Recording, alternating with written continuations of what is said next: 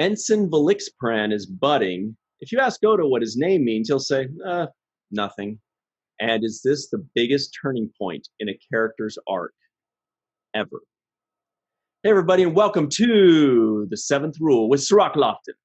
Hello, hello. And, of course, we've got Miss Malissa Longo. How are you today? Hello, I'm all right. Awesome. How You seem are so you? suspicious right now.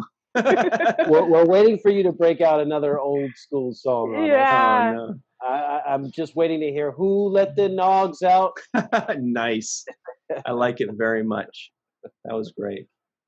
This is a very special Nog episode in my estimation. I think you guys may agree that this may be, I mean, to me, like what I just said there, like I feel like this might be the biggest turning point in any Star Trek character's arc in the history of Star Trek, right? This very episode. Anyway, season 3, episode 14, called Heart of Stone, Deep Space Nine, directed by Alexander Singer, written by Ira Stephen Bear and Robert Hewitt Wolf. Wow, let's get into it, shall we? This is one of the best episodes that I've seen. It's up there with just the best episodes. There's a few of them that stand out that are better than the what I like to call the filler episodes that just kind of fill the space. But these are the episodes that I don't know about you guys, but I was actually like literally moved to tears at some point watching this episode where like I couldn't even hold it back. And my mom's like, "What's wrong?" And I'm like, "Nothing, nothing. Just watching Deep Space Nine." She said, "Deep Space Nine is making you cry." I'm like, "Yes, it is making me cry." You're like, I got some Nog in my eyes. Yeah, and it was a good thing. I thought that this was really a great performance, and the storytelling was excellent in this particular one, both A-line story and the B-line. So that's what made it extremely special for me. Mm-hmm. Agreed. So we do have a lot to talk about. First, real quick, everybody, if you are enjoying this video, be sure to subscribe to it on YouTube or on iTunes, and be sure to go to our Patreon, patreon.com/the7th-rule, and consider becoming our buddy. Yeah, it's great because you see like it's one small step for Nog, but it's a giant leap for the Ferengi. Yeah. Right. And that's what I feel like watching this episode. I feel like he's taking the whole species on his back and saying, I'm going to up the bar. I'm going to be about something different. I'm going to change the culture.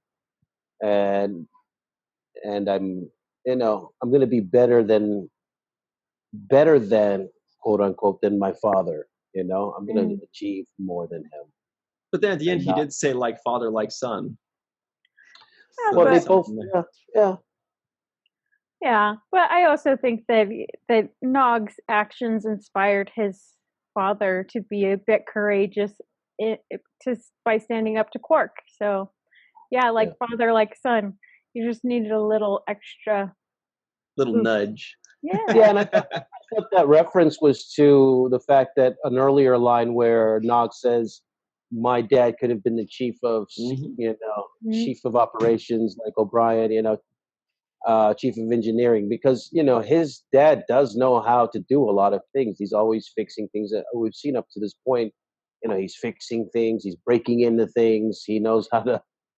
He knows a lot about the engineering aspect of the science. So, and clearly he's taught his son how to do the same. So, I think he's just saying in that regard, like father, like son, like I have the same skills as you, Dad, but we're gonna take it to another level. We're going to take it a step farther. We're going to take it to a place where it hasn't been before. And we're not going to worry about trying to chase profit because that's not what it's all about. Yeah. Speaking of which, we did have a rule of acquisition today, right? What was it? Number 18? A Ferengi without profit is no Ferengi at all.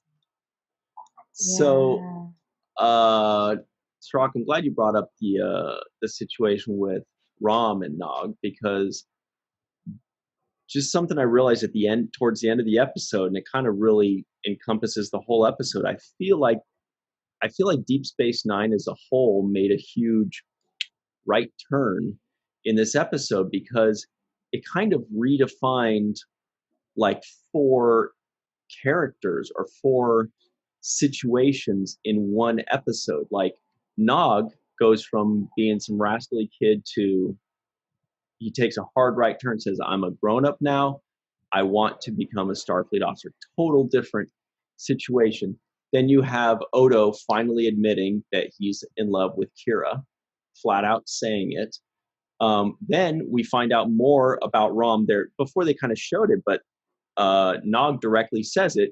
He's a mechanical genius. Mm-hmm. He could be the chief engineer of a starship. Then we also find out that the female changeling is willing to do almost whatever it takes to learn about Odo. And why? Because she says, so that you'll come home and come back to us. So in one episode, it feels like Deep Space Nine took a complete hard right turn and almost kind of took that first step towards reinventing the series. And I think that coincides with when Ira takes over as the showrunner.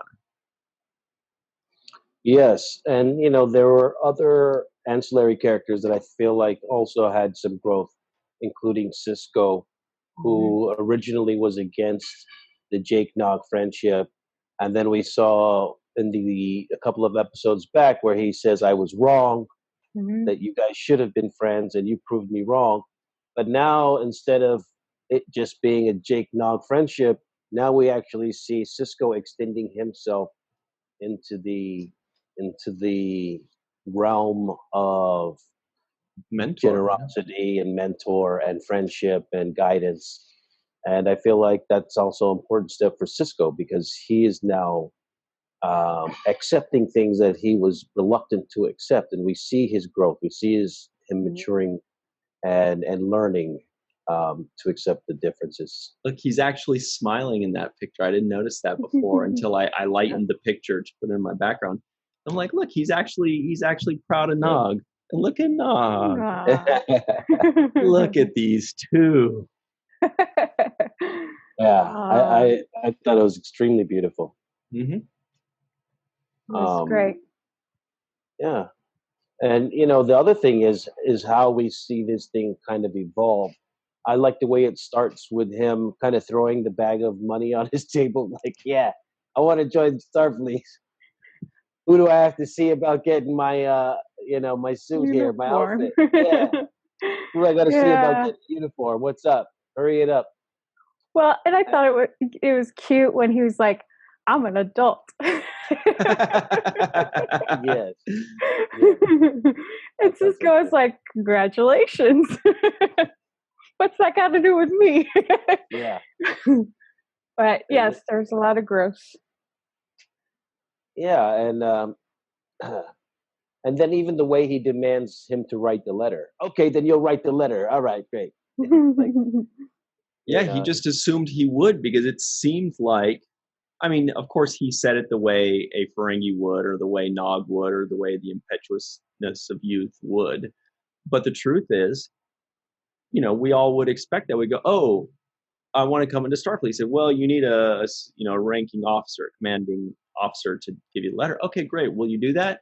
And he wouldn't think for a second that Sisko would be like, well, I don't know if I want to put my reputation behind you. I know just last week I told my son I was glad he's your friend, but that's another step forward if I'm actually, vouching for you, Well, and that's a huge testament to Sisko's character, because he didn't write Nog off right away. He gave him a chance to prove himself. And that was a great way to do it. Yeah, you're right. Yeah. I like that. I like the way that they use Dax as an intermediary between that kind of, assigning him the responsibilities. Okay, this is what you have to do. I like the way Sisko stood up for Nog when he was talking to Dax. Dax was like, are you serious? Like, and he's like, no, I need you to make sure that he's not interrupted and that there's nobody looking over his shoulder. And he needs a fair chance. So, I wanted you to make sure that he gets that. So he stood up for him in that particular instance. But the real like transition for me with Nog, and what made me just, was just moving for me emotionally, was the tact, the approach. So he comes off in the beginning like more Ferengi, like, all right, I'm going to do a deal. Here's a bag of money. Don't worry about it. Consider it a gift. And it's more of a transaction for him in this Ferengi kind of business transaction. And Sisko, throughout this episode, which I thought this is one of the things that I liked about it, was he was trying to make him explain why he wanted to do it, and touch that nerve of, the real reasoning and the emotion behind it, not just, as a business transaction, but, what's your reason? And I felt like that scene is really what opened it up, was when Nog says, I don't want to be like my dad. Right. And that really was when I started to get really, emotional, because there's a lot of people out there that feel that way. And, and it's a touchy situation to have to share with somebody that, that you want something different for your own life. Mm-hmm. And that really is the part that we face when we're growing up and you're facing adulthood. Mm-hmm. You're no longer being shepherded by your parents into a certain direction. You start to take responsibility for the choices you're going to make, and focus on the direction that you want to go. Mm-hmm. Right. Taking ownership of your life. Mm-hmm. He is an adult now. And they did demonstrate well, and that's why we saw it coming, was because we saw the situation that was going on with Quark and Rom, and Quark telling him, it's in your contract that everything that goes wrong is your fault, Yeah, I love that line. Which is hilarious. Everything is your fault. But at the same time, you see an 18-year-old kid watching his dad kind of grovel and snivel to his own brother. He's probably thinking like, maybe I don't want to be like that, maybe I don't want to be, in a bar. It's, first he just said it was that they don't have the lobes. They don't have the business sense for it. And he doesn't have the lobes either, which I don't know. It seems like he does. But more than that, I think it was just that he didn't like the way his dad is getting pushed around, and he sees Starfleet officers as people that don't get pushed around, Yeah, I think so. I would disagree, like you said, about him not having the lobes to make money. I'm pretty sure he has the ability to be a hustler and make money. That's what the whole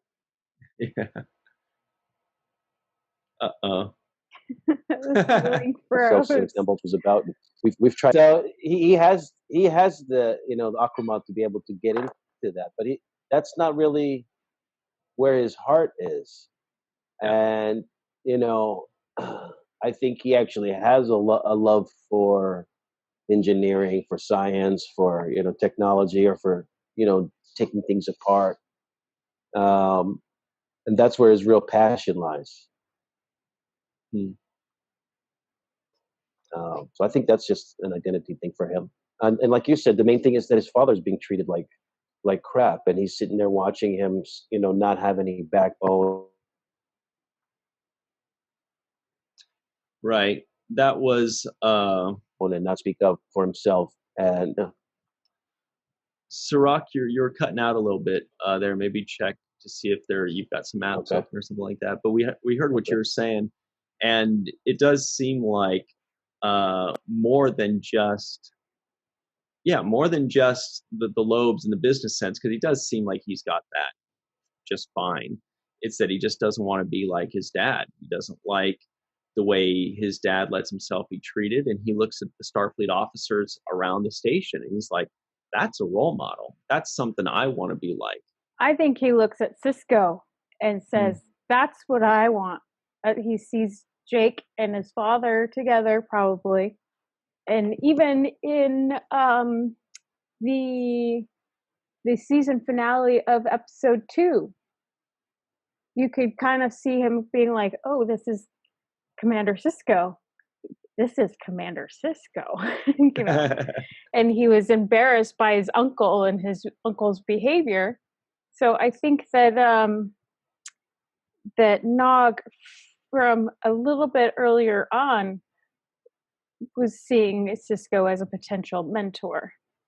So Right. So do you think that Jake sees Rom as a mentor? no, I don't think Jake thinks of it that way. And I think Nog loves his father very much, and he doesn't want to be a doormat. So, he's looking elsewhere. Where can he thrive? Where is he going to have the best chance at life? Right. And he might end up wanting to be somewhat of a mentor or an inspiration to his own dad. Right. Without even realizing it, but he kind of is too. Yeah, he definitely will be. That's for sure. Mm-hmm. Sorry, guys, I lost my Wi-Fi signal. No problem. We were talking about Rom and Nog, and the dynamic there. And Malissa doesn't think that Jake views Rom as a mentor as much as Nog views Sisko as a mentor. I would agree with that. Yeah. I mean, clearly Sisko is in a leadership position, and he has a lot of responsibility, and people look up to him. So that would be somebody that you would more than likely try to emulate or be like. But I do think that Rom shows a lot of character in this episode too. I think that Right. there's a Mm-hmm. moment where he steps up to the plate and he's like, he tells Quark, he says, you make all the decisions about the bar, but I make decisions when it comes to my son, and I thought that was another important kind of stepping up to the plate for Rom, asserting himself. Yeah. Well, leave it to Star Trek to always have redeeming qualities for characters. They very rarely just have some one-dimensional character that has no redeeming qualities and just sucks. They always are going to get their moment to shine, whether it's to show what they're good at, or for them to turn around and get a backbone, or to turn around and do the right thing. Whatever it is, Star Trek doesn't like to leave, open holes like that. They like to kind of close everything up, give somebody some growth, give somebody some good qualities, especially Deep Space Nine does that really well. Next Gen, really they all do. I can't think of any. The newer ones are a different style of writing, so we'll see. I think that's more of we'll have to look back on it from the entire series, but definitely the other Star Trek series always had that. Yeah, I feel like this episode in particular, and there are several others, and I am playing favorites, but You're allowed. Sets Deep Space Nine apart from the others, because this episode, for example, has real, true meat and potatoes. There's real substance in this episode, and everyone involved in putting this story out there and telling this story was on the money. They hit it out of the park, and I love this episode, and it brought a tear to my eye too. Just yeah. I agree. I would, and the thing is, for Nog, at least from his point of view, he doesn't want to be seen as a joke, and I think that's one of the things that offended him when Jake comes in there and says, Right. "Yeah, that was real funny. I heard about what you did with my dad." And then even after that, when he tries to convince you, saying, "Well, no, it wasn't a joke," you kind of come back and you said something like, "Well, my dad's a smart guy. If you are planning some kind of scheme, he's going to figure it out." It's like, okay, man, right. I'm telling you. Right, and that's kind of that was the thing. He wants to be taken seriously, and I'm not a joke. It's not a joke, and this is not a scheme. And I think Sisko later on brought up the scheme. Like, if you're up to a scheme, at the end, he kind of was questioning whether he was going to let him do it or not. And he said, if this is part of some scheme, and that the word scheme set him off again, like, no, this is not a scheme. This is real. And then he actually said something else, that this is another thing, brought tears to my eyes when I heard him say this, is I want to do something with my life. I want to do something worthwhile. Mm-hmm. And it was just like, it's funny because when I watch, it's hard to separate Aron and Nog. So right, they're both kind of intertwined to me. And when he said that, I was thinking, you did do something with your life worthwhile. Yeah. Both of them. Yeah. Both of them. The actor and the character. But I just think that it was kind of emotional for me to have him say that. Also, when he says, "I don't want to end up like my father," those words kind of like, they resonate. And there's a lot of people that grow up in single parent households, and a lot of those single parents use that kind of language to make people feel bad about themselves. So they'll say, "You're just like your father," or "You're going to grow up and be just like your father," or vice versa, your mother. And those kinds of words coming, if a child hears those, it hurts them because it's said in a bad way, and they are part of their father, and they are part of their mother. And when you say that you're going to grow up and be just like your father, it's like, it could really tear at somebody and become like an emotional kind of thing that you have to deal with. Clearly, Nog is dealing with that kind of emotion in this episode. So we got to go to our break in just a second here. Before we do, oh, by the way, everybody, if we seem a little low energy today, it's because in California here we had some earthquakes waking us up at 4 in the morning. So yeah, maybe that's what it is. I got 2 hours of sleep. Melissa said she went right back to sleep, no problem. Cirroc's like, I got 15 hours of sleep. No, I didn't. And anyway, but we know what we're getting into. Also, very quickly, 2 super quick shout outs to some very important people, Mr. Rex A. Wood and Dennis Koch. That's our 2 associate producers that have been with us the longest. And we're just kind of looking over IMDb and noticing just how long they've been with us and how much they've helped us. So huge shout out to Rex A. Wood and Dennis Koch. Thank you very much.